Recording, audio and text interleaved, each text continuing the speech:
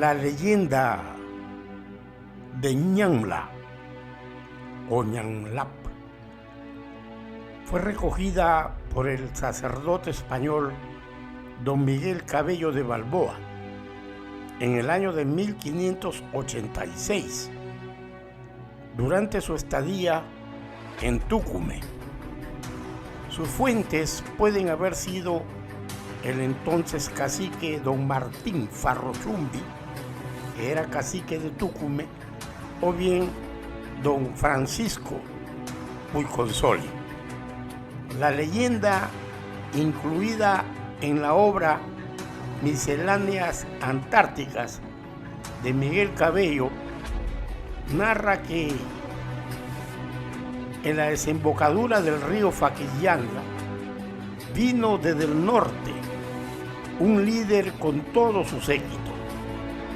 Era entonces Ñamla, que traducido del mochica o muchic es ñan, ave, y lan, agua. El ave marina o el ave del mar. Vino con su esposa Seterni, concubinas y 40 oficiales. Bajó en las costas de lo que hoy es Lambayeque y a media legua construyó el templo de Chot y el ídolo Yampayec que traía consigo, al que adoraban, era de piedra verde. A este ídolo Yampayec se le conocía como la figura de Nailán. Vino con él Fempeyec, el 12º líder de la dinastía y el último. Cuando Fempeyec quiso cambiar de lugar al ídolo verde, el pueblo se sublevó y finalmente lo ató de pies y manos y lo lanzó al mar. Pero antes una mujer convertida en demonio lo sedujo y Fempeyec cayó en sus brazos.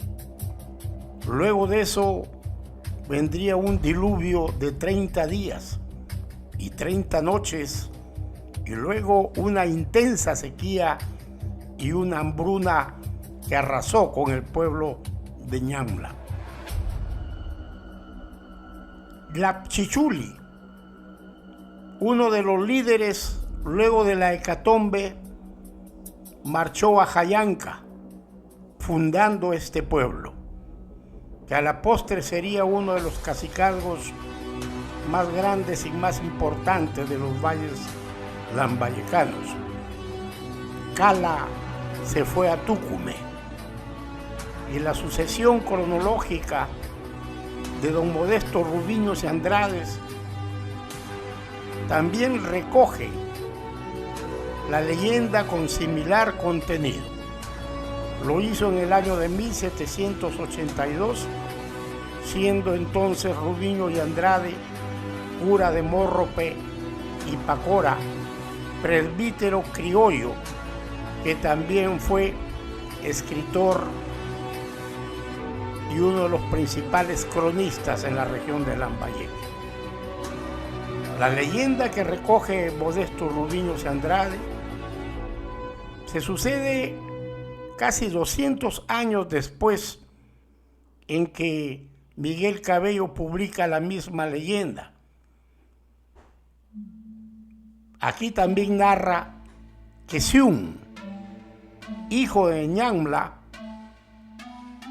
tuvo 12 hijos, y en el séquito, tal como narra Miguel Cabello de Balboa, también coincide en que vino Pitasofi, el sonador de la trompa caracol, Ñiñacoya, jefe de los portadores de la litera del gran señor, Fongacidas, que esparcía el polvo de espóndilus y piedrecías rojas ante el paso del gran Ñamla, Ochocalo, jefe de cocineros, Ñiña Jintúe, encargado de las bebidas, Oyoc Copoc, que se encargaba del baño del Señor, San Muchep, quien era el maquillador, Yapchiluli, el jefe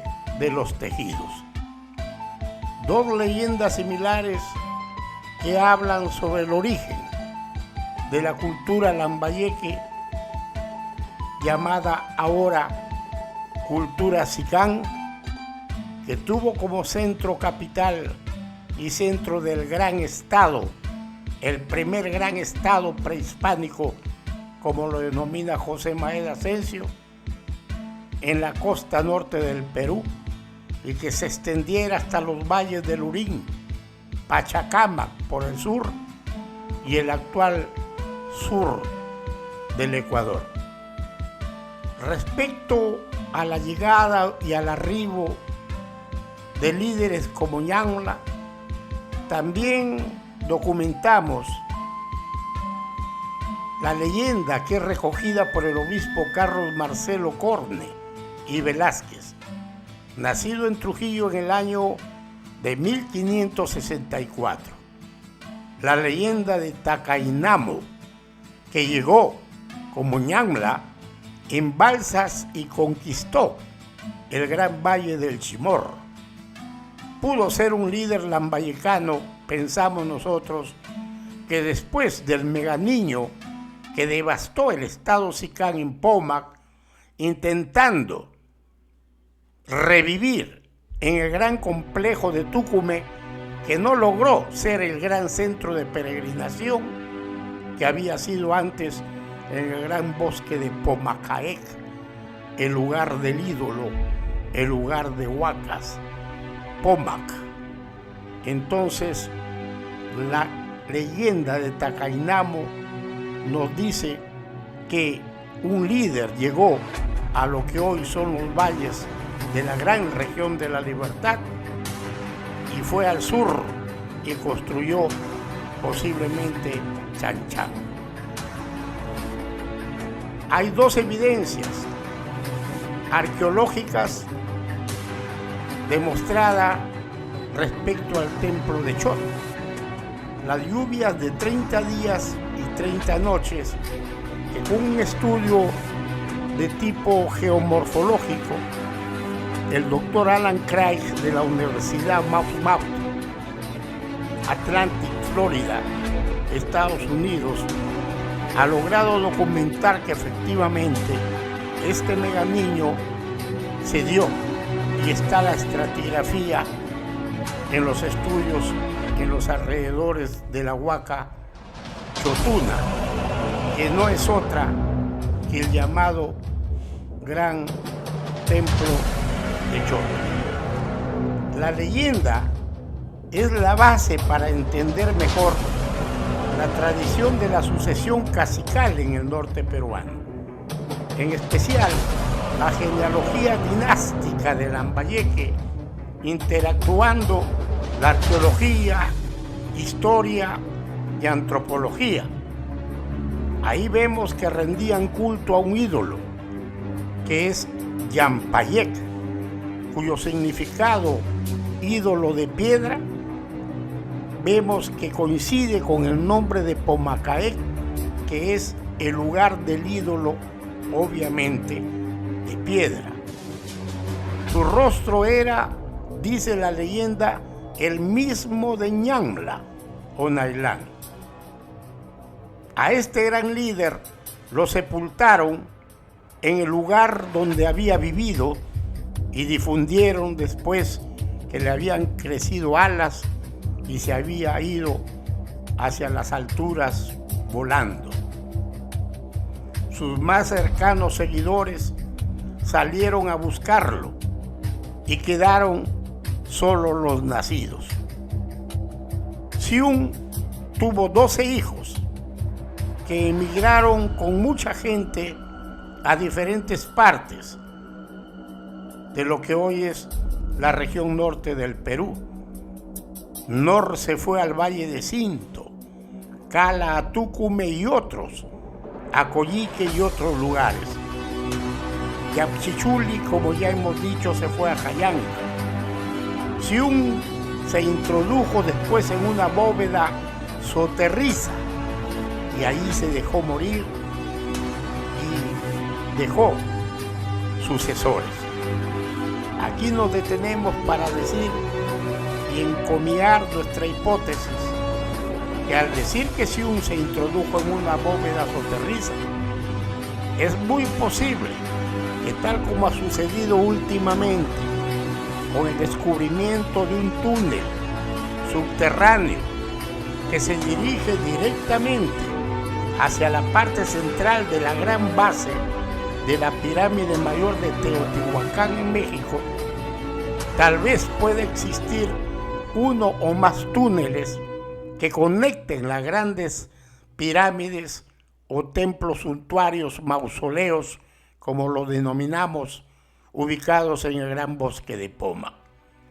Hay evidencias de huaqueros que nos informan que habrían encontrado un gran túnel subterráneo en la Huaca El Oro, que ya le estoy denominando la Huaca Chinchuñamique, o lugar de danzas, lugar de fiestas, conforme dicen y dictan los antiguos documentos que desde el siglo XVI vengo estudiando, y en grupal lo denominamos los títulos originales de la gran hacienda de Sicán, hoy Batangrande. Siún dejó como hijos a Escuñaín, Mascuy, Cuntapayec, Ayascunti, Noranech, Mulo Muslán, Yamecoli, Lamitapcún y Acunta. El último líder fue Fempeyec y no figura entre los hijos de Siún. Tal vez fue un personaje proscrito y negado en la genealogía fundada por el gran Ñamla. Luego de la muerte de Fempeyec vino Chimo Cápac y impuso un líder llamado Pong Masa, nombre del cual podría posiblemente haber sido transformado o variado de Pong Masa a Pong Macaec, conforme se advierte en los documentos del siglo XVI, y que tuvo 8 sucesores en la larga etnogénesis de Ñamla. Se construye Túcume como intento de revivir el centro de peregrinación. Desaparece entonces de un momento a otro la gran deidad antropomorfa del Tumi y la máscara clásica Sicán. En el año de 1375 se inicia un cambio de estilo con la denominación de cultura chimú, que reocupó varios sitios residenciales y de culto que habían ocupado los sicanes. Jorge Ceballos, gran historiador chiclayano, 1975, apunta que en el año de 1532 habían 7 señoríos: Motupe, Jayanca, Túcume, Cinto, Chuspo, Coyique y Jequetepeque.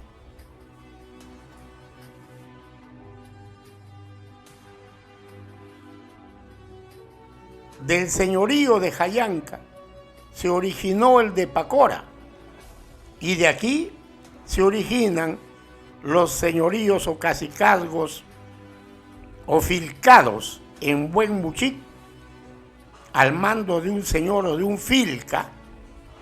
Se forma Túcume e Illimo.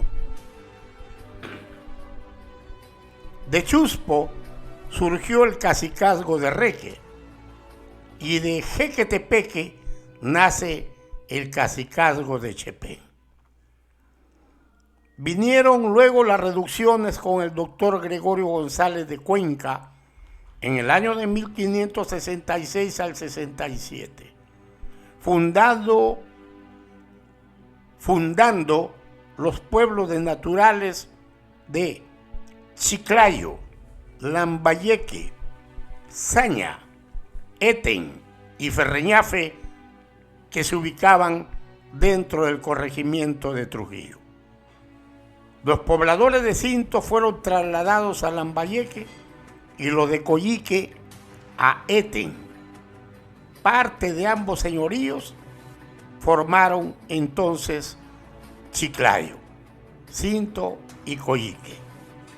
Los de Jayanca y Túcume fueron reubicados en 3 reducciones: Jayanca, Pacora y Mochumí, y las reducciones continuaron gobernados por caciques y sus respectivas parcialidades como Lambayeque, Ñan, Corñán, Zacap, Eten y Esquén. Ferreñafe tenía las parcialidades de Chiclef, Cerquén, Falen, Chanamé, Ciencec, Calancec, Sensej y los Fac o los Faque. Estos pueblos fueron casi desaparecidos en el año de 1578, cuando se sucede un gran meganiño, similar al que había acontecido en el año 1060 después de Cristo, que arrasó todas las estructuras sociopolíticas y físicas de la gran cultura xicán. En el año de 1578, 518 años después del meganiño que ocasiona el colapso del estado xicán, el primer estado prehispánico del área andina. Casi 8 años después del meganiño del año de 1578, Miguel Cabello de Balboa recogía el relato de Ñamla y hacemos las observaciones siguientes. La sacerdotisa de Chornancap, que puede ser Chot, Ñan, Cap, no diríamos que, como se dice, gobernó, sino que fue un personaje de la élite xicán que tardíamente estuvo ahí entre el año de 1200 al año 1300 después de Cristo. Estamos entonces hablando de la fase epigonal, de la fase decadente del Estado o de la cultura xicán. Y no hay pruebas fehacientes científicamente para afirmar, como se dice, que fue gobernante. Tal vez fue una sacerdotisa y obviamente, indudablemente, parte de la élite de ese periodo xicán. La Huaca Chotnancap, conforme han documentado los arqueólogos, tiene entierros de los siglos XV y XVI, inclusive casi entrando a la época colonial. Y en síntesis, Chornancap tiene una ocupación larga que va desde el año 700 al año de 1300 después de Cristo.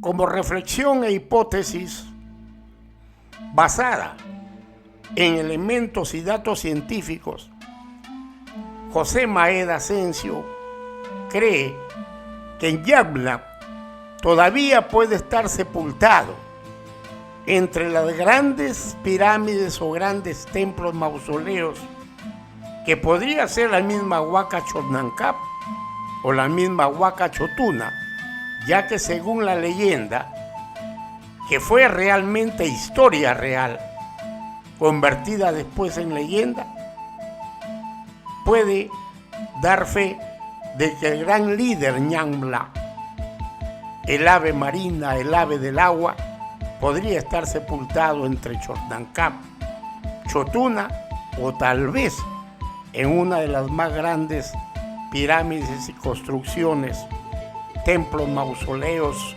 suntuarios del gran bosque de Pomacaec, del gran bosque de Pomac. Los señores desenterrados masivamente por los huaqueros desde el año de 1500 o del año de 1936, los grandes señores prehispánicos de la cultura sicán, desenterrados por acción de huaquería, principalmente por huaqueros igimanos y tucumanos, que entraron subrepticia y clandestinamente en la gran hacienda de Batangrande, en los entonces casi impenetrables bosques de Pomac. Son señores que por docenas ahora se exhiben en diferentes partes del mundo a través de los artefactos suntuarios, de los artefactos metálicos rituales que los acompañaban, y entre ellos más de 30 famosos tumis de oro que, según nosotros, fueron extraídos exclusivamente de la Huaca Las Ventanas, es decir, del cementerio de la gran Huaca Las Ventanas, que según los documentos coloniales se habría llamado la Huaca Siyuntusi. La gran Huaca Las Ventanas, que según los documentos que estudiamos y auscultamos, se habría llamado la Huaca Chucutumi, o Huaca del Corte, o Huaca de los Cortes. Pomac, entonces, sería el centro neurálgico de toda la estructura y la ideología socioeconómica y principalmente tecnológica y religiosa que fundara Ñambla, el gran Nailán o el gran Ñanglán. Pomac pudo ser el ídolo de la piedra verde, que en algún lugar podría estar todavía sepultado. Los señores de Sicán, de las tumbas oeste y este, de la gran Huaca El Oro, por otro nombre original, la Huaca Chinchuñamique, no serían más que líderes secundarios, pues los principales, los descendientes directos, llámense hijos, nietos o hermanos de Nailán, bien pueden estar todavía esperando su descubrimiento debajo y en el centro de las grandes bases de las pirámides o templos prehispánicos sicanes del gran bosque de Pomac, situado en Batangrande, Ferreñafe, distrito de Pitipo, región de Lambayeque, costa norte del Perú.